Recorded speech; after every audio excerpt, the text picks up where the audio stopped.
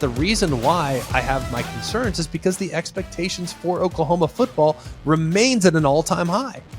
I mean, Oklahoma fans are not okay with going 8-4. They're not. They're not okay with going 9-3. So that's where my concerns are at, is that everyone told me last offseason is that Brent Venables is an upgrade from Lincoln Riley. That's what Oklahoma fans told me. Hey, I wanted to believe it, and I told you before the season last year, I was like, I really do, I pray, and I hope for you that he's as good as you think he's going to be. But I don't know that. Always College Football with Greg McElroy is presented by AT&T 5G. Too much college football is never too much with AT&T 5G. Hello and welcome in. We really appreciate you being with us on a Friday edition of Always College Football. Today is January 20th, and we are deep in the midst of our breakdowns for these big conferences. We're also going to get into the Group of Five a week from now, so don't sit here and say that you guys are big school apologists. No, we're not. We're just serving the bigger audiences first before we dive in to all the members of the Group of Five. Please like, rate, and subscribe. We cover all of college football. We're your stop and your destination for great college football discussion. Please weigh in. Hit us up in our social media at AlwaysCFB, both on Instagram and on Twitter. Submit questions to our mailbag. We're going to get to those because we have a lot of time between now and when the games get underway. So we're going to want to interact. If there's something you want to hear about, we'll do some research on your question and we'll try to give you an appropriate answer. Plus, we're going to dive into more of these teams as we get a little bit further down the road. So right now, big picture discussions, putting a bow on 22 and ushering in a new year here in 23. And that's what we've done this week with the SEC on Monday and with the Big Ten on Wednesday. So go back and check those shows out if you missed some of our previous episodes. Today is the Big 12. We're going to dive in. And for those of you, by the way, that used to be very loud about the Group of Five, you no longer have to concern yourself about those Group of Five previews. You might be included in the Big 12. I'm talking to you, Houston, UCF, and Cincinnati. You guys were all very outspoken for a very long time. Well, why don't you talk about us? Well, guess what? Here you are in the Big 12 preview. You are officially a member of the Big 12 starting in the 2023 fall calendar season. So not just football, obviously. We got to include volleyball and all the other great sports that play in the fall as well. We're going to dive in same way we do every single week, every single day on these specific teams. Now, you look at the Big 12, it was dominant there for a little bit in the BCS era. You think back in, 1998 all the way through the 2013 season, Oklahoma had a stretch of dominance. Texas had a national championship. I mean, we're talking about a league that has had some really, really high hopes. However, since the start of the BCS era back in 98, the league has gone just 2-6 in national championship games. Those wins, of course, with Oklahoma back in 2000 and then in Texas in 2005. Can those things flip given the sense that both Texas and Oklahoma are departing for greener pastures, likely in 24, even though everyone seems to think it's going to be in 25? I think it's going to be 24, but what do I know? However, let's not worry about that right now. Let's talk about what it's going to look like this upcoming year. So let's talk about it. Presented by AT&T 5G. All right, the Big 12 is going to look very different here in 2023, but right now the perception of the league is probably a little different than even it was heading into 2022. Who thought TCU would be the top dog, the reigning, I guess, not champ? We know Kansas State won the championship, but the reigning poster child for the Big 12 success. Who would have thought that TCU would be the first Big 12 team to win a college football playoff game? I certainly didn't. I thought TCU would be good, but good to me was like 9-3. I didn't think they'd be anywhere near national runner-up, but hey, credit to Sonny Dykes and credit his staff. Even though he's going to be without Garrett Riley, I think that offense will be just fine moving forward. Let's talk there and start with the TCU Horned Frogs. Of course, 13-2 overall, undefeated in the regular season in the Big 12. Of course, they lost to Kansas State in the Big 12 title game. Significant losses of course, for the Horned Frogs. You lose Max Duggan, Heisman Trophy runner-up, had a phenomenal year, but people need to remember, Max Duggan actually lost the quarterback competition heading into the fall. Chandler Morris was the guy that started week 1 against the Colorado Buffaloes. You also look at Kendre Miller. What he meant, of course, his inability to play in the national championship game is heartbreaking to me in so many ways. I don't think it would have made a huge difference, but either way, he's gone as well. Quentin Johnson, Steve Avila, who's been there forever along the offensive line, Alan Ali along the offensive line, lose a bunch of guys up front along the offensive line that I thought were pretty dang impressive and pretty dang important. Of course, not necessarily going to be super concerned with their offense. I think their offense is going to be just fine. Maybe I'm the one that's, a little bit too bullish on what Sonny Dykes is. Maybe I'm the one that is just far too optimistic about what he brings to the position as a head coach. But I think he's going to be fine. Look back at his time pretty much everywhere he's been, whether it be Louisiana Tech, Cal, SMU. The guy scored points. They are going to score points. Now, will they be as opportunistic as they were last year? Will they be able to execute in crunch time as often as they did? Will they have that don't panic, we're down 18 type of mentality that they took into so many different games? Those are all questions that remain to be seen. The one thing I will say is that they have done a great job of attacking the transfer portal so far. They have gone out, man, and they have found some impact players just like they did last year. They went out and they attacked the portal last year. So it's very obvious exactly how Sonny Dykes is going to keep this ship afloat. Goes out, adds Cordell Russell at wide receiver. You go add JoJo Earl, transfer from Alabama at wide receiver. You go add Jack Besh, kind of a tight end wide receiver hybrid there for LSU. He's now heading to play for the Horned Frogs as well. You bring in an offensive lineman alongside him as well, and Tommy Brockermeyer, formerly a 5-star. Will he be a day one impact player? We'll find out. But they didn't just do it on the offensive side. I think they also added some very important pieces on the defensive side as well. You go out and get Avery Helm at corner. You get Channing Canada at corner. Remember, this is a defense that had 2 elite corners in the back end, one of which, in Trey Hodges-Tomlinson, has declared early to enter the NFL draft. You go out and get Jamel Johnson at corner as well. You get 3 corners now to replace some important pieces in the back end, all with experience, all with decent tape, all with having played at the highest levels at times in college football. So very optimistic about their additions at corner. They also brought in Mason White too at corner, so I didn't want to forget him. 4 corners to be exact to fill a couple spots. They should be in pretty good shape. They also need to make sure that they attack the defensive line, because if there was one position that struggled a little bit at the biggest possible stage, they didn't play great along the defensive line. They lose Dylan Horton. They lose Terrell Cooper. They'd bring in Avian Carter at defensive end as well. So they should be in pretty good position with their additions via the portal. But there was something about last year's team. And I know Chandler Morris is a very talented, highly regarded player, has had very productive moments when he's been healthy and when he's been available. I think he's going to be just fine in this offense and should be in a position to, I don't want to say replicate the success of Max Duggan, but should be able to rival him statistically. Granted, replacing Quentin Johnson won't be easy, no doubt about it, but at least they've done and gone out and acknowledged that, hey, maybe it's not going to be filled by just one person. Maybe it's a collection of talent that fills some of those absences offensively. But what made TCU special last year? People will say all these, quarterback, well, it's wide receiver, or, it's just timely play. I just think there was something magic about him, man. And to recreate that magic will be very difficult. But ultimately, they start up top, and they were probably going into the season, they're probably the favorite in the Big 12. How could you blame anybody having anyone other than them? Let's move next to the Texas Longhorns. They bring back a decent amount as well. They lose their best player on offense, maybe their second best player on offense, and their best player on defense. So they are not going to be going into the 23 season with a fully stocked cupboard. You lose Bijan Robinson, you lose Roschon Johnson. Those 2 guys, the tandem at running back, have been excellent for as long as I can remember.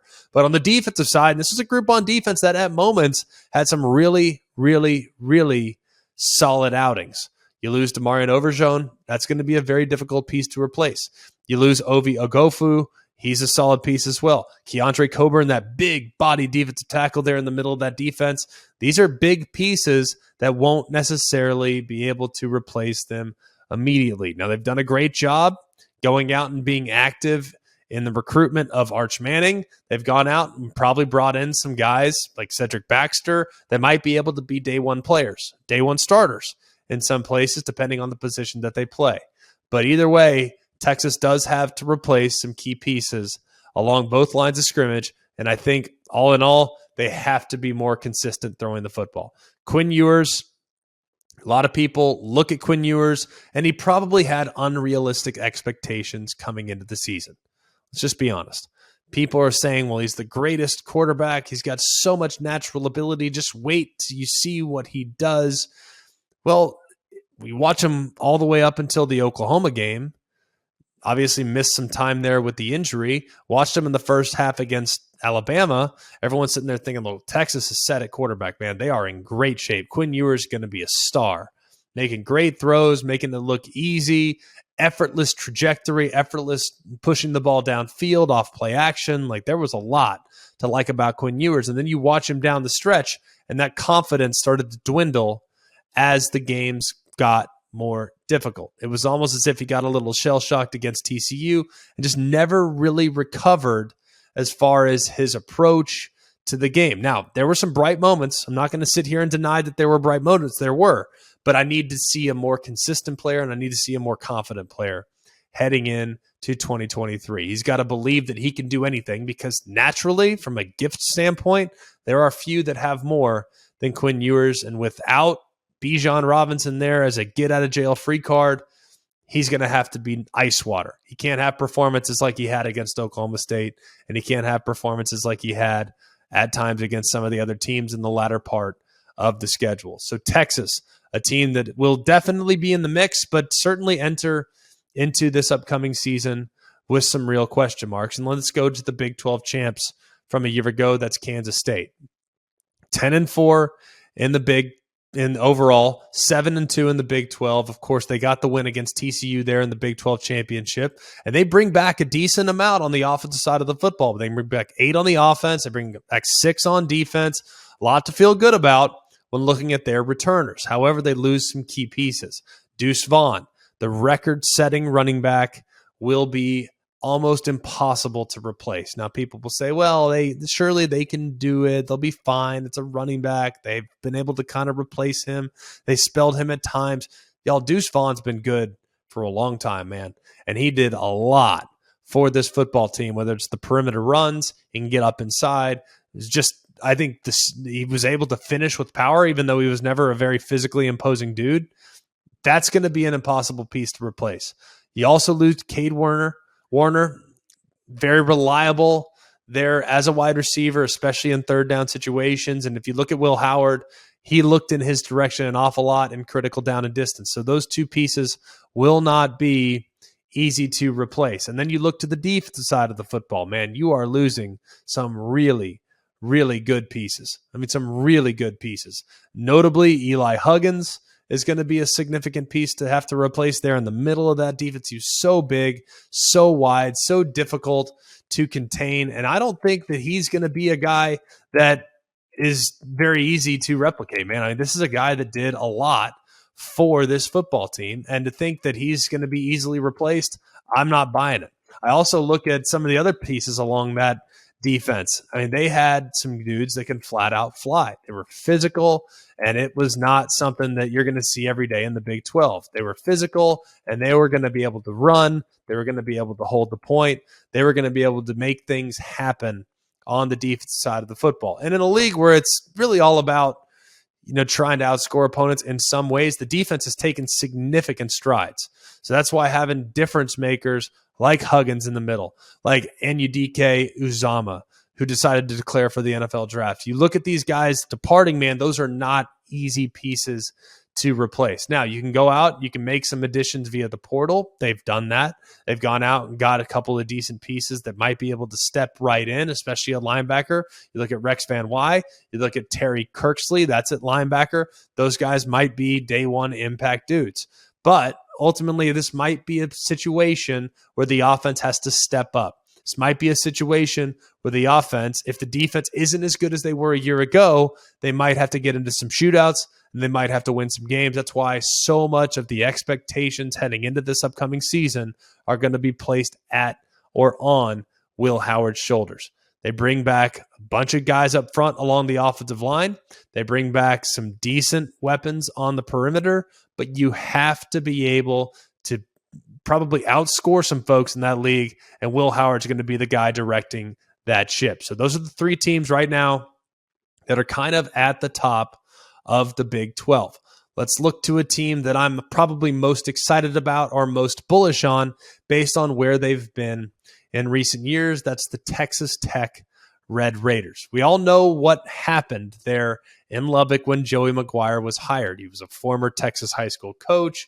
He was at Baylor, was the associate head coach, and everything that he's done since he stepped foot on campus there in Lubbock has been terrific. Just terrific. You look at where they're at, the first winning record in Big 12 play since 2009. They won their last 4 games, including beating Ole Miss in the TaxAct Texas Bowl. They give McGuire, as a result of his performance, a big, brand new 6-year contract. They have a really talented receiver core. There's a lot to be excited about with what comes back for the Red Raiders. Now, there's also some things to be concerned about. You lose some key pieces, most notably the defensive end Tyree Wilson, who's likely going to be a top 10 pick, top 15 pick at the very worst, a complete game changer there on the end of the line of scrimmage that will be impossible to replace.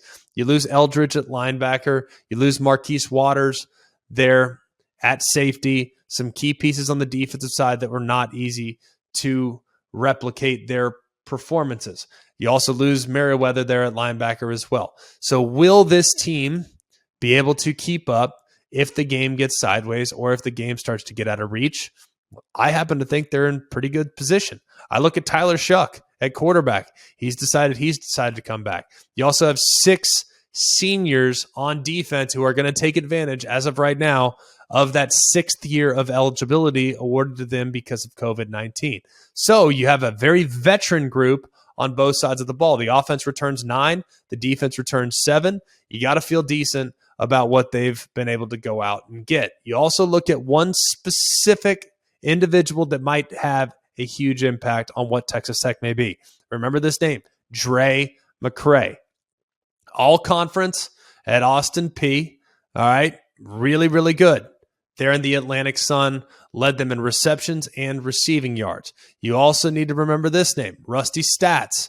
He's an all-conference center at Western Kentucky and had worked with the offensive staff in the past. Of course, that offensive staff had come from Western Kentucky. So he's a guy that has played a ton of football and will shore up the interior of that offensive line. So there's a lot to like about what Texas Tech brings back this year.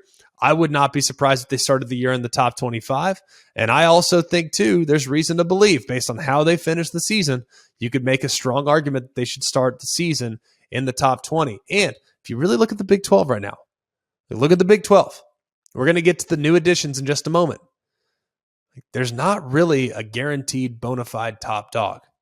Like everyone 1 through, say, 10 in the Big 12, it could kind of go any direction. Remember, TCU was picked to finish 7th in the Big 12 last year. Well, Texas Tech's got their quarterback situation figured out. You got a veteran offense. They got a bunch of veterans on defense coming back. Do lose a couple impact players, and you got a firmly established foundation. I think Texas Tech's poised to spring this upcoming year, so extremely bullish on them. The biggest question mark for the Big 12 right now, y'all, how do we know what's going to happen with the new additions? If you can help me understand what is a reasonable expectation, then I would be more than willing to listen, because I right now don't know at all what to expect from UCF. what to expect from Cincinnati, what to expect from BYU, and certainly don't know what to expect from really any of these teams. And we're all looking at it and we're sitting there feeling pretty optimistic. Hey man, I mean, look at these teams have competed against top tier competition in the past and have fared really, really well. I agree with all that. But at the same time, having to play Power 5 competition week in, week out is a whole nother level of challenge. People say, well, look, TCU, after a couple of years, they were able to step right in. Texas A&M went from the Big 12 to the SEC, and they won 10 games their first year. Yeah, I get that. There are anomalies where teams have gone and have performed very, very well in their first year playing at a higher level. There are several examples of that over the course of time. But I think about when Gary Patterson, who I happen to think is terrific, had a TCU team that played in the Mountain West. All right, let me read off the list of when TCU joined the Big 12. All right, first year in the Mountain West, Gary Patterson coming to go 11-1. Here's their Mountain West records: 11-1, 11-2, 8-5, 11-2, 12-1, 13-0, 11-2. Final 3 years, there they lost a combined 3 games at TCU and won the conference in 4 out of the 7 seasons that they were in the Mountain West. Well, here's an example of their first 2 years in the Big 12. 7-6 in year number 1, including 4-5 in the league. And then they went 4-8 in year number 2, including 2-7 in the league. So that's where we're at right now. While I have the utmost respect for what TCU has done, I have the utmost respect for what Cincinnati has done and what Houston has done and what BYU has done. These teams will play anyone, anywhere, anytime. Not denying that. But I am genuinely curious about what it looks like when you have to go play at Kansas State, come back the following week, you got Texas Tech at home. Then you go to TCU. Then you come back the following week, you got Oklahoma State at home. Then you have to go to Texas. Then you come back and you got Cincinnati at home. It's like one game after another. It never lets up. You get a bye week and it's like, oh my goodness, thank goodness. So it's going to be a difficult transition. And if for whatever reason any of those aforementioned teams is competitive and ultimately potentially gets to the Big 12 championship, then I don't care what the circumstances are. Those coaches, whatever the coach may be, whether it's Holgo or Satterfield at Cincy or Gus Malzahn at UCF, every one of those coaches should be up for Coach of the Year, not just in the Big 12, but nationally, because the gauntlet that they're having to run this year will be significantly more difficult than the gauntlet that they've run in the years past. That's not knocking the American. I love the American. I have tons of respect for the American. It's not knocking what BYU's done. I think BYU, actually, you can make a case, they might be best positioned to compete on a week-in, week-out basis because as an independent, I've seen and have called games in consecutive weeks from BYU against Tennessee one week, and then they come back and they have USC at home. By the way, they went 2-0 in those 2 games back in like 2018, whatever year that was.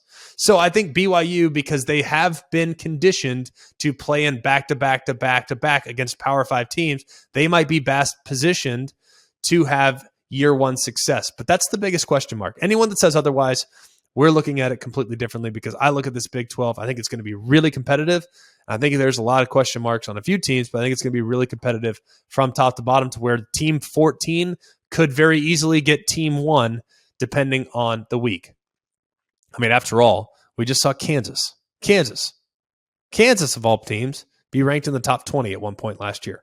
Okay, so this is a league where you can rally up. There's also a league where you can fall flat if you lose a couple close games because I do think the teams are fairly competitive across the board. That's the biggest question mark. Are those 4 new additions? Good luck. I can't wait to watch you. It's going to be awesome. You guys have been pounding forever on the table. Let us in. Well, you're in. Do something with it now. Can't wait to see what you do.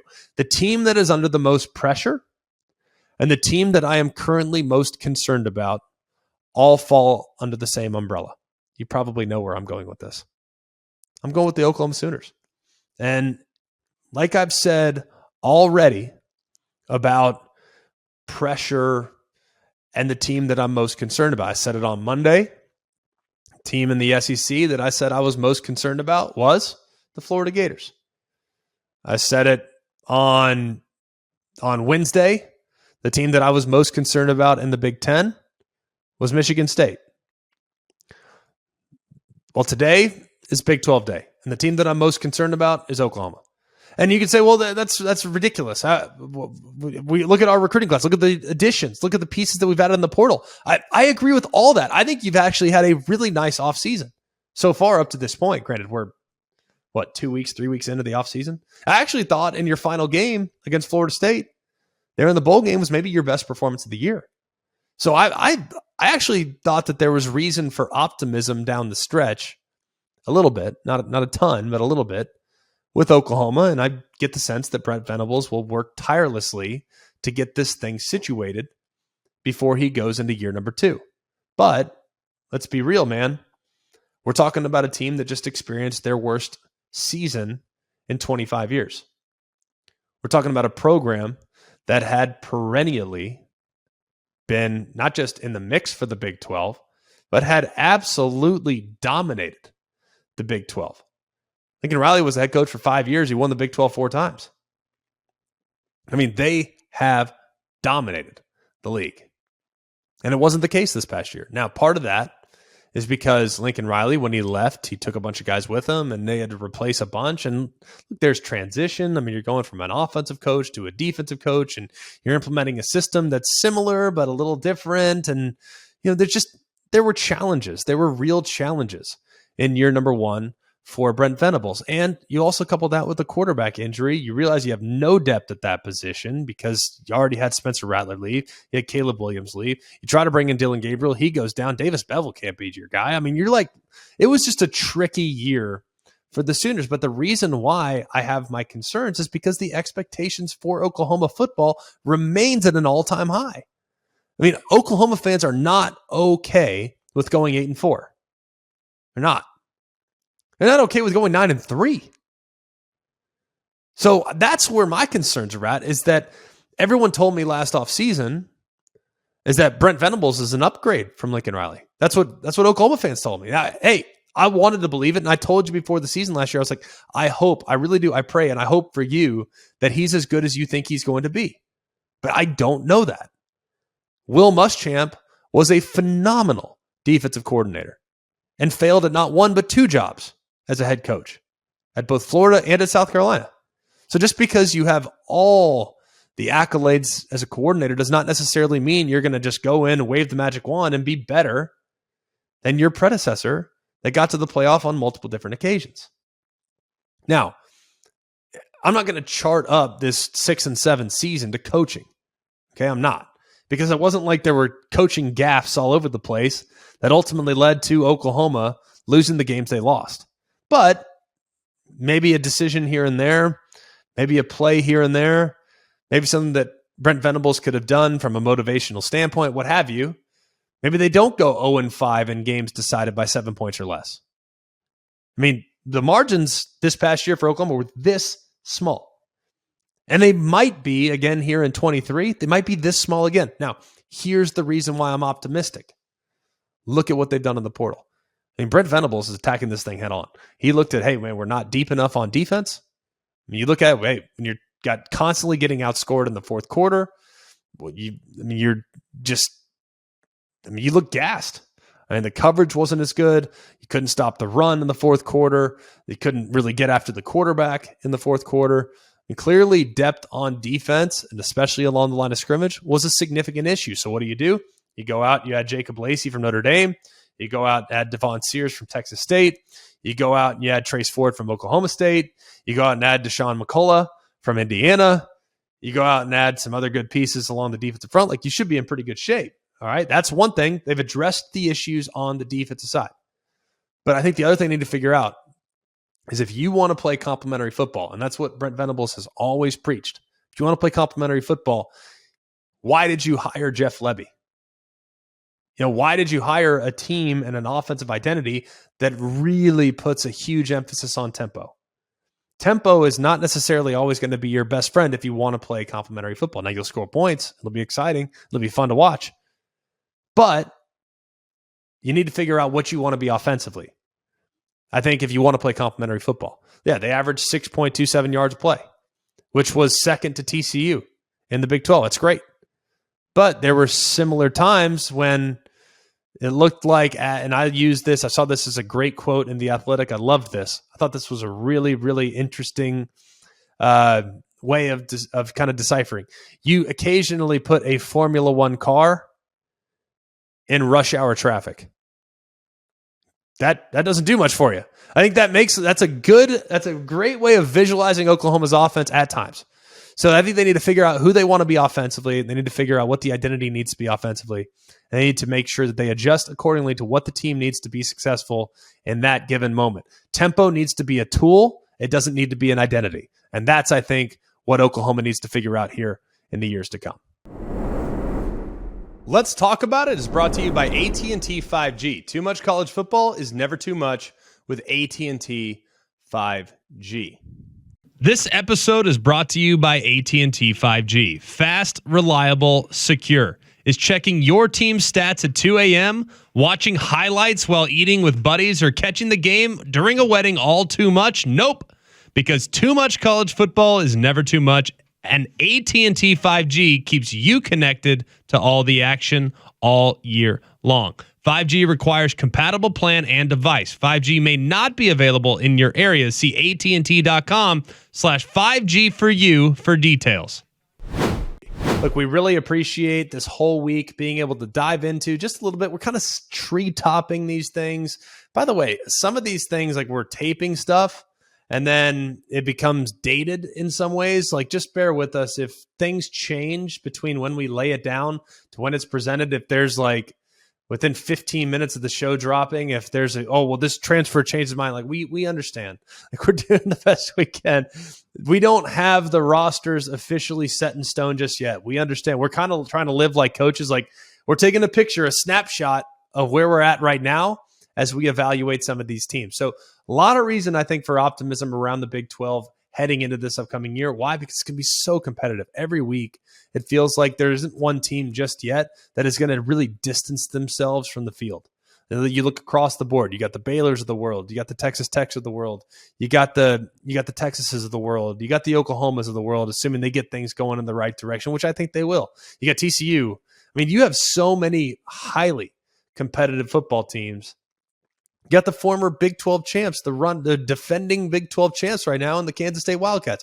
So many great Big 12 football teams. You can make a strong argument. Now, look, we've talked about it endlessly, and we'll continue to talk about it heading into this upcoming year. What's the most competitive league top to bottom? Simple as that. I'm just going to ask that question, open-ended, top to bottom. What's the most competitive league? And you can say, well, we don't really know. I mean, what's Houston? What's UCF? What's BYU? What's Cincy? Like, I get it. But top to bottom, on a week-in, week-out basis, the points per game margin in the Big 12, I would bet right now, will be more narrow than any other league. I just believe that the top teams aren't necessarily as good as they used to be, but the floor of the league is probably as good as it's been in recent memory, which to me is very exciting.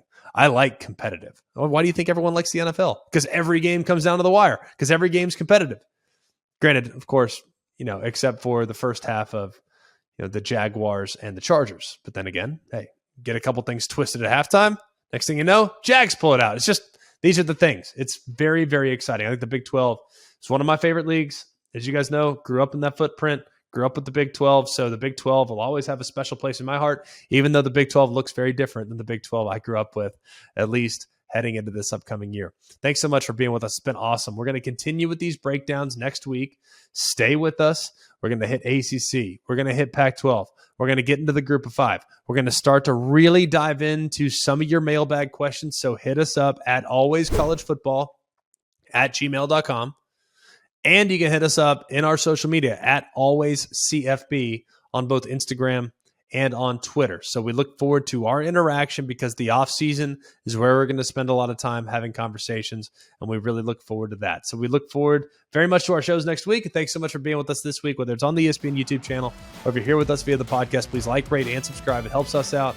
It helps the show out. So for all of us here at Always College Football, for Jack and Mark, I'm Greg. This is Always College Football with Greg McElroy, presented by AT&T 5G. Too much college football is never too much with AT&T 5G. Hey guys, it's Greg McElroy. Thanks for watching Always College Football. Make sure you like, rate, and subscribe to ESPN's YouTube channel and wherever you listen to your podcasts.